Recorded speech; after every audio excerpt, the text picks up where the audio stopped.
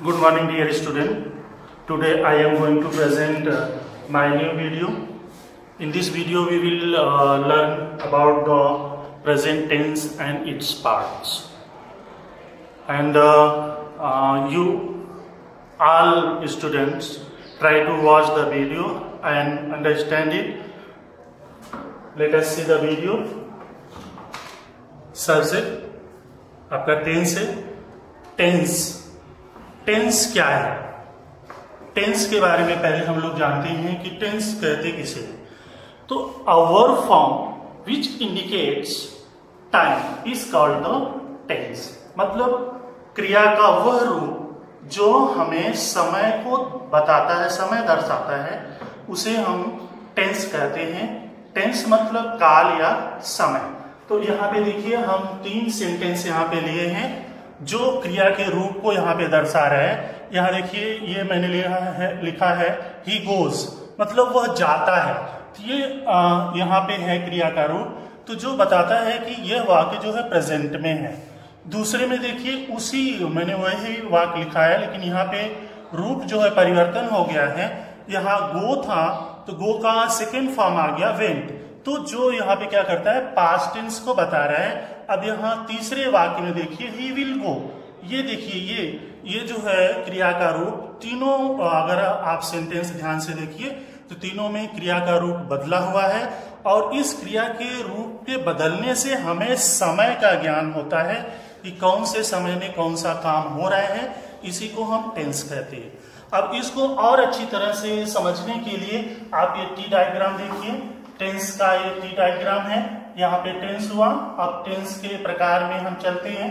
यहाँ पे देखिए present tense, past tense, future tense. मतलब टेंस का ये 3 भाग हुआ: प्रेजेंट, पास्ट, फ्यूचर. वर्तमान, भूतकाल, भविष्यकाल. अब इसके सभी के जैसे मैंने यहाँ पे देखो प्रेजेंट का 4 भाग बताया है, पास्ट का 4 भाग बताया है, फ्यूचर का 4 भाग बताया है. तो सभी टेंस के भाग सेम होते हैं और सभी में एक ही जैसा कार्य होता है. सिंपल है, कंटिन्यूअस है, परफेक्ट है, परफेक्ट कंटिन्यूअस है. सेम इसमें भी simple, continuous, perfect, perfect continuous. यहाँ भी देखिए simple, continuous, perfect, perfect continuous. मतलब सबका फंक्शन एक ही होता है. इस भाग से मतलब ये होता है कि कौन सा काम कब हुआ. ये कार्य के समय को दर्शाने के लिए इस टेंस को इतने भागों में बांटा गया है. तो मैंने आपको जैसे पहले ही बताया कि हम लोग इस वीडियो में प्रेजेंट और उसके सारे भाग को सीखेंगे. तो इसलिए हमने यहाँ पे अब स्टार्ट करेंगे. प्रेजेंट का जो पहला भाग है प्रेजेंट सिंपल. तो प्रेजेंट सिंपल का मैंने यहाँ पे लिखा है प्रेजेंट सिंपल. उसकी पहचान क्या होती है?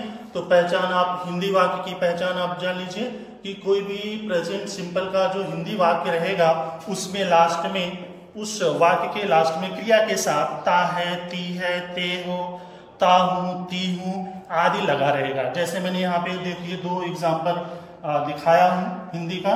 वह पत्र लिखती है, लास्ट में देखिए यहाँ पे क्या लिखा है, लिखती है. तो ये क्या हो गया, ये आपका सिंपल प्रेजेंट टेंस का वाक्य हुआ. यहाँ पे देखिए ते हैं, तो ये भी इंडिकेट कर रहा है कि ये वाक्य किसमें है, प्रेजेंट सिंपल में. तो ये प्रेजेंट सिंपल की पहचान होगी. तो प्रेजेंट सिंपल की पहचान के बाद हम लोग चलते हैं अभी सेंटेंस में कि किस तरह से सेंटेंस अगर हमें वाक्य दिया है तो हम कैसे जो है ज्ञात होगा हमें कि ये वाक्य हमारा कैसा है. तो पहले वाक्य के बारे में हम जान लेते हैं कि अफर्मेटिव सेंटेंस मतलब ऐसा वाक्य जिसमें नकारात्मक शब्द और प्रश्नवाचक शब्दों का उपयोग नहीं है. तो जान लो कि आपका वो सकारात्मक या अफर्मेटिव या साधारण, तीनों आप बोल सकते हो, उसको बोलते हैं अफर्मेटिव सेंटेंस. फिर आते हैं निगेटिव सेंटेंस. निगेटिव सेंटेंस में नॉट का यूज या नहीं, हिंदी में नहीं का रहेगा, इंग्लिश में नॉट का यूज रहेगा. तो आपका निगेटिव सेंटेंस होगा. इंट्रोगेटिव 2 तरह के होते हैं.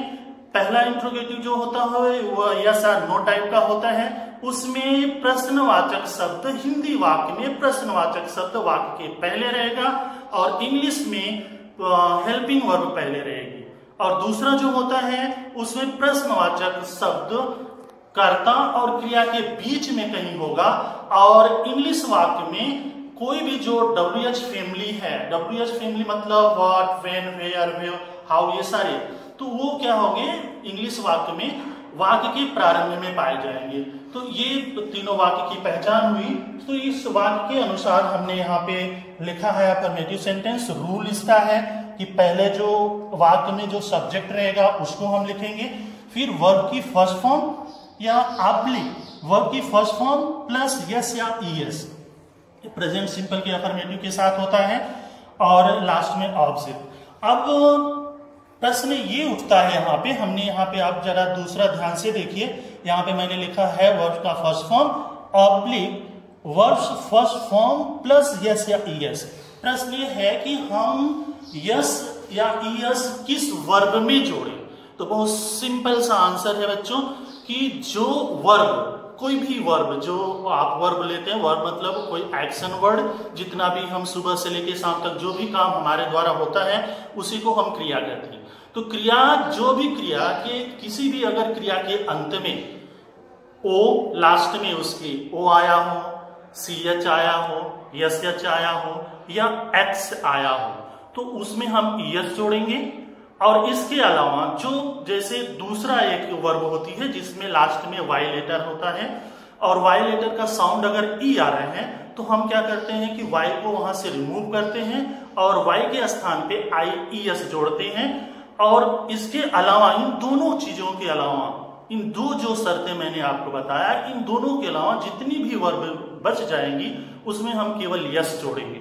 मैंने यहाँ पे देखिए आपको ये रूल्स लिखा है, ये आप रूल्स देख सकते हैं। देखिए O C H S H double X और एक्स लिखा है, फिर वाई यहाँ पे है तो वाई जो है साउंड वाई है लास्ट में, अगर उसका साउंड ई आ रहा है तो वाई को हम क्या करते हैं रिमूव करते हैं, फिर उसमें ऐड करते हैं वाई के स्थान पे आई ई एस। इन दोनों के अलावा अगर कोई वर्ब बचती है जिसमें ये दोनों कंडीशन नहीं होती हैं उनके साथ हम क्या करते हैं केवल यस जोड़ते हैं। तो ये मुझे लगता है कि आपको समझ में आ गया होगा। नहीं समझ में आएगा तो कुछ वर्बों का एग्जाम्पल मैंने यहाँ पे लिखा है। देखिए लास्ट में अगर आप देखें तो यहाँ पे देखिए ओ है, अभी मैंने वहां पे बताया आपको, और यहाँ पे देखिए सी एच है, और यहाँ पे देखिए यस एच है, और यहाँ पे देखिए डबल एस है, और यहाँ पे देखिए एक्स है। तो ऐसे वर्ब में हम क्या जोड़ेंगे ईएस जोड़ेंगे। और ऐसा कब हम करेंगे जब हमारा कर्ता एक वचन में रहेगा।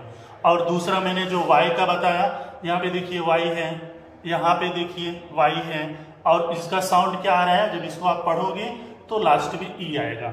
तो हमने क्या किया, वाई को हटा के इसमें आई ई एस और यहाँ भी आई ई एस। बाकी जो वाक्य जो क्रियाएं बच गई, जैसे यहाँ पे देखिए रीड है, अब रीड में ये दोनों चीजें नहीं हो रही हैं तो इसलिए हम इसमें केवल क्या जोड़ेंगे यस जोड़ेंगे। और ये काम हम करेंगे केवल एक वचनकर्ता के साथ। बहुवचनकर्ता के साथ ऐसा हमें करने की आवश्यकता नहीं है। बहुवचनकर्ता अगर आपका है तो उसमें केवल आपको वर्ब का फर्स्ट फॉर्म ही यूज करना है। अब देखिए यहाँ पे हम दो वाक्य लिखे हैं, मैं आपको करके दिखाता हूँ।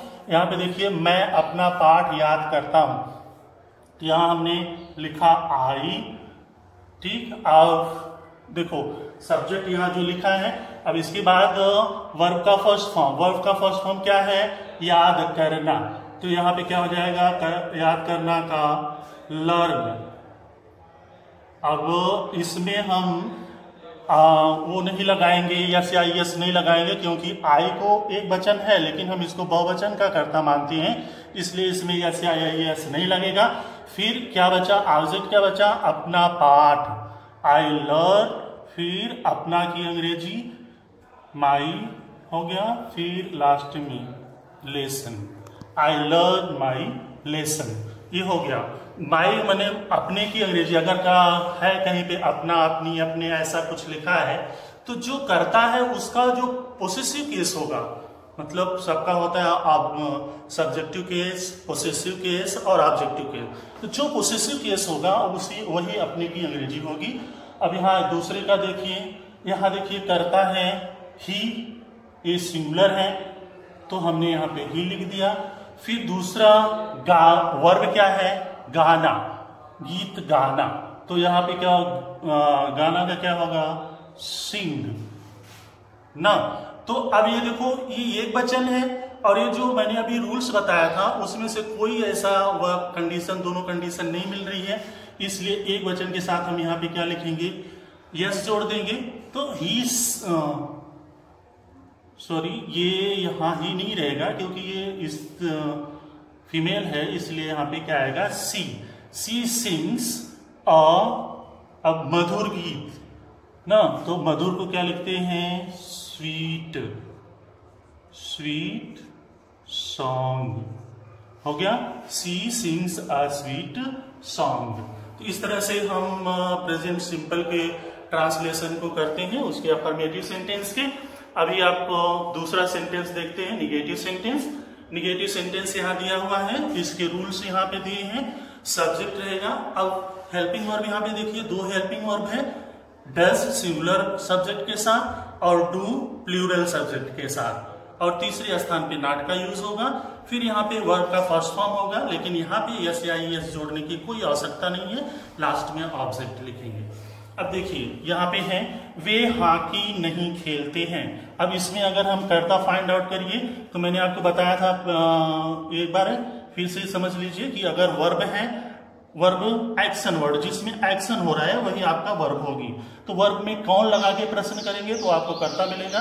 जैसे यहाँ पे खेलते हैं, कौन खेलते हैं, वे खेलते हैं, तो ये कर्ता हो गया, ये आपका वर्ब हो गया, और ये निगेटिव वर्ड हो गया, और ये आपका ऑब्जेक्ट हो गया। अब इस चीज का, ये रूल्स का अप्लाई करके आप इसको कर सकते हैं। देखिए मैंने लिखा पहले कर्ता, सब्जेक्ट है तो कर्ता लिखा।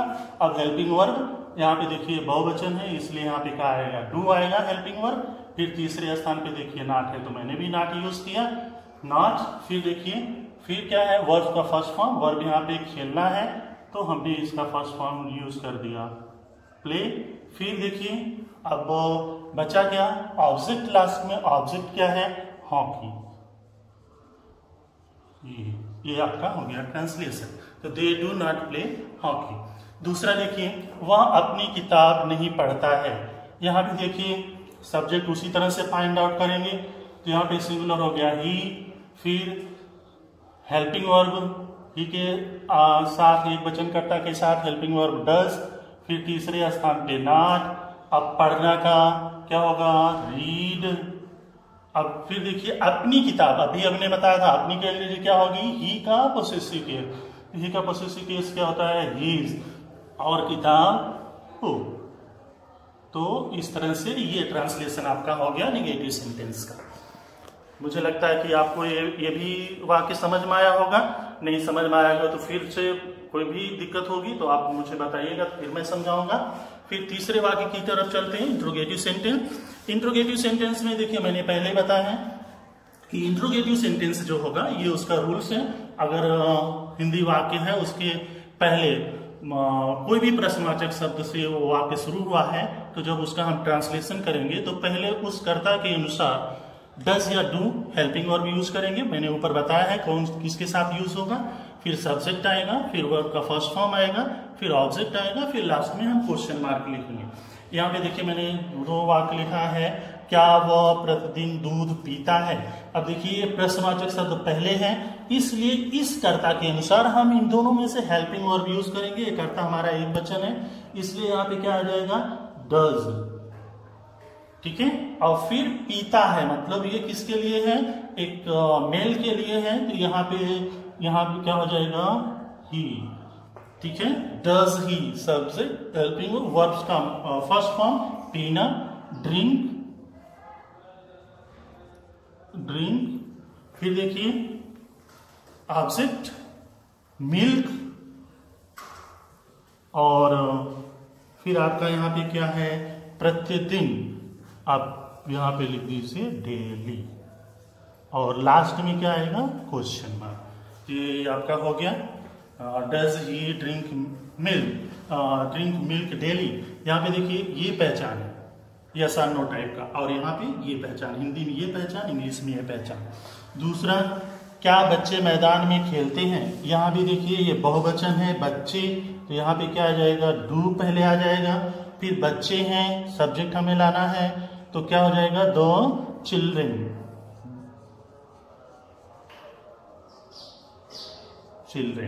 फिर खेलना का प्ले फर्स्ट फॉर्म प्ले, फिर मैदान में object, in the ground last में क्वेश्चन मार्क। ये हो गया आपका। तो ये दोनों वाक्य के ट्रांसलेशन हो गए। अभी WH वर्ड टाइप का देखिए। WH वर्ड टाइप में है कि प्रश्नवाचक शब्द कर्ता और क्रिया के पहले कहीं पे यूज रहेगा, तो WH वर्ड टाइप का होता है। ये हिंदी वाक्य की पहचान है। यहाँ पे देखिए जब ऐसा हो तो हम WH वर्ड पहले लिखेंगे, फिर डज और डू का प्रयोग करेंगे, फिर सब्जेक्ट, वर्ब का फर्स्ट फॉर्म, ऑब्जेक्ट, लास्ट में क्वेश्चन मार्क। यहाँ पे हमने 2 वाक्य लिखा है। तुम मेरे कमरे में क्यों सोते हो। अब यहाँ पे देखिए ये WH वर्ड है जो कर्ता और क्रिया के पहले यूज हुआ है। तो हमें क्या करना है पहले कि पहले हमें उस WH वर्ड की इंग्लिश लिखनी है।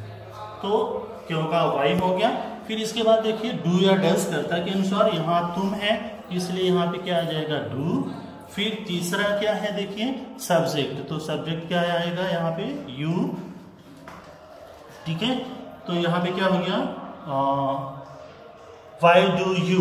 अब देखो यहाँ पे वर्ब क्या है, चौथा देखिए वर्ब का फर्स्ट फॉर्म, तो यहाँ पे क्या आ जाएगा स्लीप। फिर क्या है मेरे कमरे में, मेरे कमरे में ना, मेरे मतलब माई करेंगे यहाँ पे इन माई रूम। पहले आप लगाओगे प्रीपोजिशन इन माई रूम और लास्ट में क्वेश्चन मार्क। ये हो गया why do you sleep in my room. ठीक है, दूसरा उसके घर प्रतिदिन कौन आता है। ठीक है, तो यहां पे देखिए, यहां देखिए आप कौन लगा है, तो ऐसे में ये जो WH वर्ड होता है ये सब्जेक्ट की तरह काम करता है, तो इसमें डू डज का प्रयोग नहीं होगा। यहां पे क्या होगा हु कम्स, ये एक वचन की तरह जैसा होता है who teaches you English, who teaches you Hindi. तो यहाँ पे हु जो है वो सब्जेक्ट एक वचन कर्ता के अनुसार यूज होता है, इसको हम अफर्मेटिव के अनुसार करेंगे ट्रांसलेशन। तो who comes to your home, ठीक ना, हु कम्स कौन आता है, हु कम्स।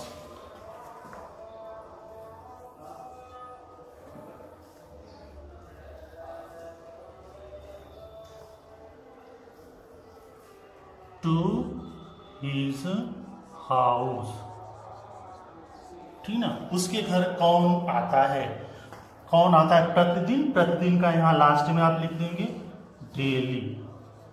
ये हो गया आपका। देखिए who comes to his house daily, उसके घर प्रतिदिन कौन आता है। तो यहाँ पे ये ध्यान रखिएगा, अगर कौन दिया है तो उसको हम एक वचन कर्ता के अनुसार यूज करेंगे और फिर मेन वर्ब में यस या एस लगाएंगे जैसे प्रेजेंट सिंपल में करते हैं, और बाकी सब उसी तरह से जो रूल्स है उसके अनुसार करेंगे। तो ये आपका प्रेजेंट सिंपल यहाँ पे समाप्त हुआ। अब हम चलते हैं प्रेजेंट कंटिन्यूअस की तरफ। प्रेजेंट कंटिन्यूअस या पास्ट कंटिन्यूअस या फ्यूचर कंटिन्यूअस सबका एक ही होता है, रहा। रहा सब में लगा रहेगा। अगर प्रेजेंट है तो है हूं रहेगा, पास्ट है तो था थी थे रहेगा, और फ्यूचर है तो गागी गे रहेगा। तो यहाँ हमारा प्रेजेंट कंटिन्यूअस टेंस है। तो प्रेजेंट कंटिन्यूअस मतलब प्रोग्रेसिव टेंस भी इसको कहते हैं।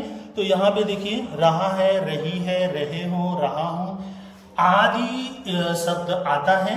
और इसमें देखिए वो लिखा है वो खेल रहा है। अब यहाँ पे देखिए आप रहा है और यहाँ पे देखिए रहे हो, मतलब ये वर्ब के साथ ऐसा लगा रहेगा। तो ये जान लीजिए कि ये आपका प्रेजेंट कंटिन्यूअस हो गया। तो प्रेजेंट कंटिन्यूअस का रूल्स जो अफर्मेटिव सेंटेंस का है वो है सब्जेक्ट, अब हेल्पिंग वर्ब इज सिंगुलर के साथ, आर प्लूरल के साथ, एम ओनली आई, केवल आई के साथ हम क्या करते हैं एम को लगाते हैं, फिर वर्ब्स का आईएनजी फॉर्म, ठीक है, और लास्ट में ऑब्जेक्ट। ये अफर्मेटिव सेंटेंस का रूल्स है। तो अफर्मेटिव सेंटेंस के रूल्स के अनुसार हमने यहाँ पे 2 वाक्य लिखा है। राम पत्र लिख रहा है। अब ये देखिए आपका ये प्रेजेंट कंटिन्यूअस हो गया इसके अनुसार, और ये मतलब ये आपकी पूरी वर्ब हो गई। वर्ब में से जैसा मैंने ढूंढना सब्जेक्ट को बताया तो करेंगे, तो यहाँ पे राम जो है सब्जेक्ट आएगा और ये ऑब्जेक्ट आएगा। अब हम ट्रांसलेशन कर ले हैं। पहला रूल हमारा क्या है कि हम सब्जेक्ट लिखते हैं, सब्जेक्ट यहाँ पे क्या है, राम। अब एक वचन कर्ता के साथ इज का यूज करते हैं, तो हमने यहाँ पे यूज कर दिया हेल्पिंग वर्ब इज। फिर वर्ब का तीसरा, वर्ब का आईएनजी फॉर्म, वर्ब यहाँ पे क्या है, राइट ना, तो राइट में लास्ट में ई आता है तो ई को हटा देंगे, फिर आईएनजी जोड़ेंगे, फिर ऑब्जेक्ट क्या है, लेटर। ठीक है, ये इस तरह से यह ट्रांसलेशन हो गया। दूसरा, वे बाजार जा रहे हैं, ये भी देखिए जा रहे हैं, वर्ब ऑब्जेक्ट सब्जेक्ट, फिर यहाँ पे बहुवचन दे, फिर हेल्पिंग वर्ब आर। आर क्यों लगाएंगे, क्योंकि ये जो है हमारा कर्ता वे बहुवचन है इसलिए आर लगेगा। फिर जाना का क्या होगा, गो प्लस आईएनजी, गोइंग। और अब दूसरा क्या है, टू मार्केट। इस तरह से ये ट्रांसलेशन कंप्लीट हुआ। और एक चीज और मैं आपको बता दूं कि आईएनजी जोड़ने का जो रूल्स होता है वो रूल्स एक मिनट जरा सुन लीजिए कि अगर कोई भी वर्ब है, कोई भी वर्ब जिसके अंत में ई लेटर हो, जैसे मैंने अभी आपको बताया कि अगर राइट है, कंप्लीट है, तो ये वर्ब में क्या आ रहा है, पहले देखो इन वर्ब के लास्ट में क्या आता है, ई आता है।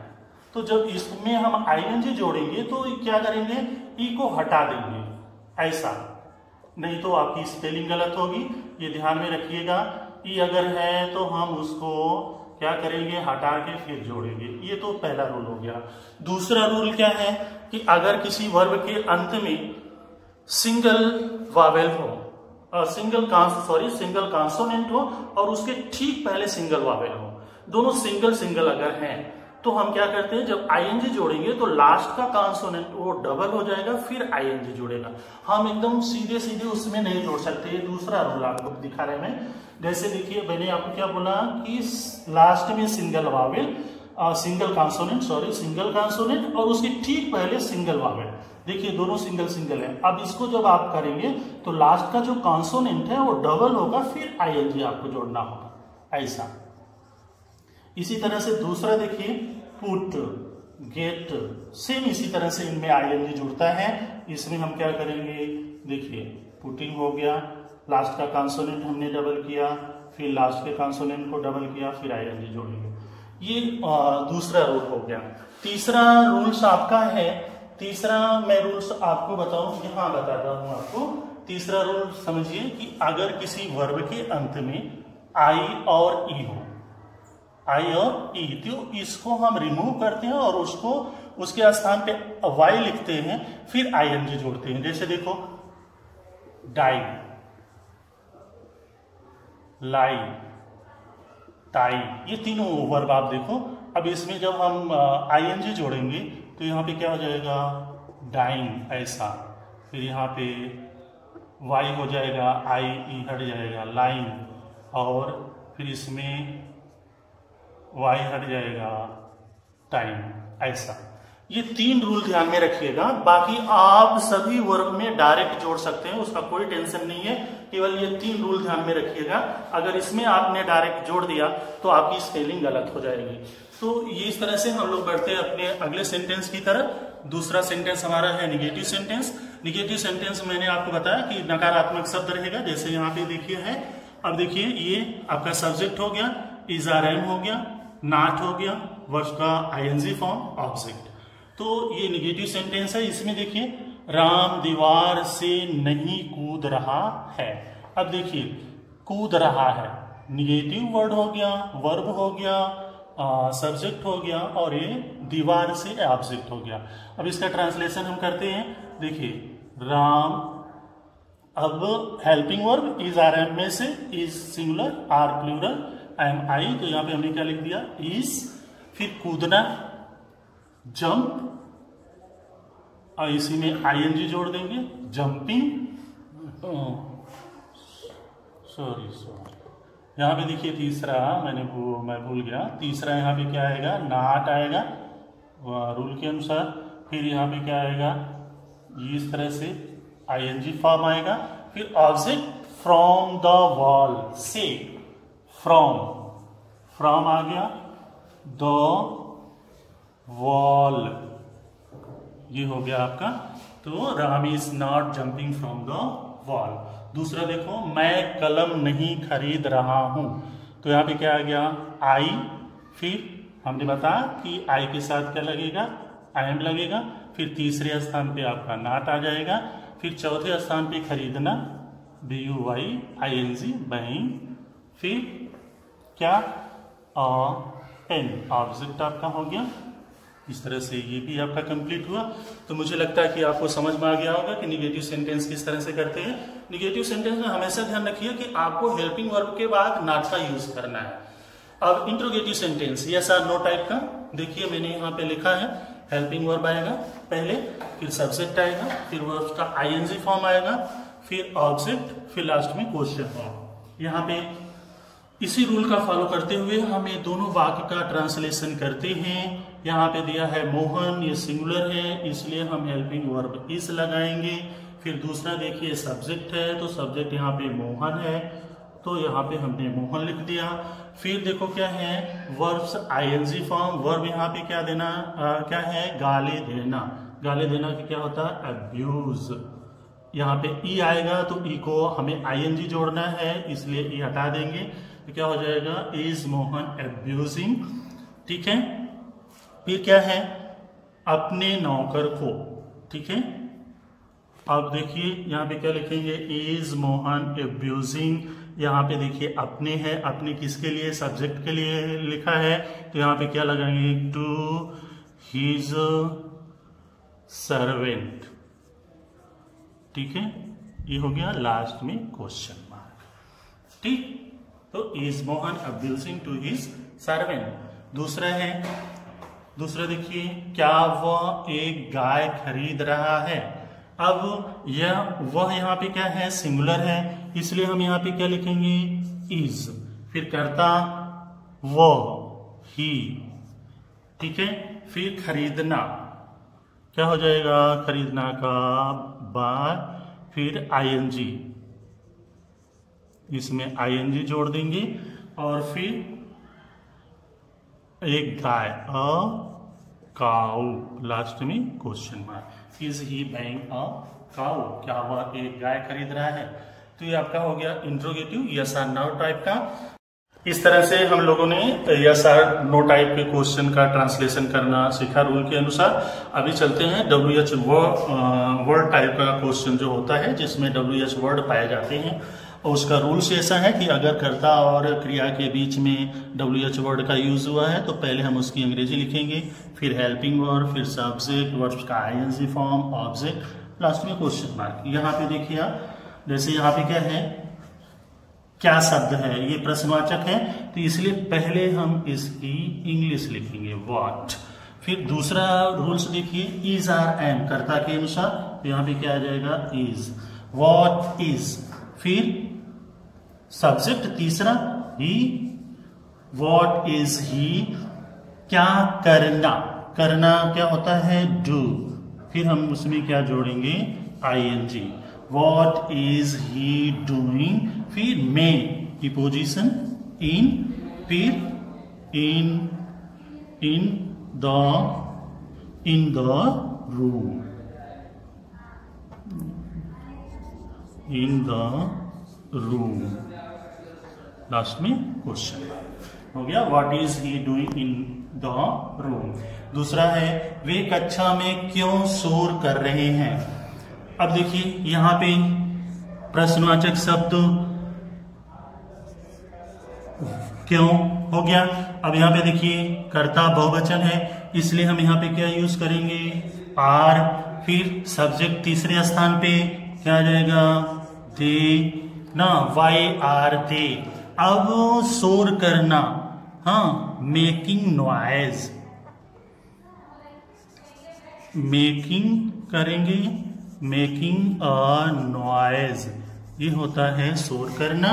फिर कहा, कक्षा में, इन द क्लास, लास्ट में क्वेश्चन मार्क। तो इस तरह से आपका जो प्रेजेंट कंटिन्यूअस है, प्रेजेंट कंटिन्यूअस के तीनों सेंटेंसों को मैंने यहाँ पे आपको बताया और मुझे आशा है कि आपको समझ में आया होगा। हम चलते हैं अभी तीसरे पार्ट की तरह, जो हमारा है प्रेजेंट परफेक्ट टेंस।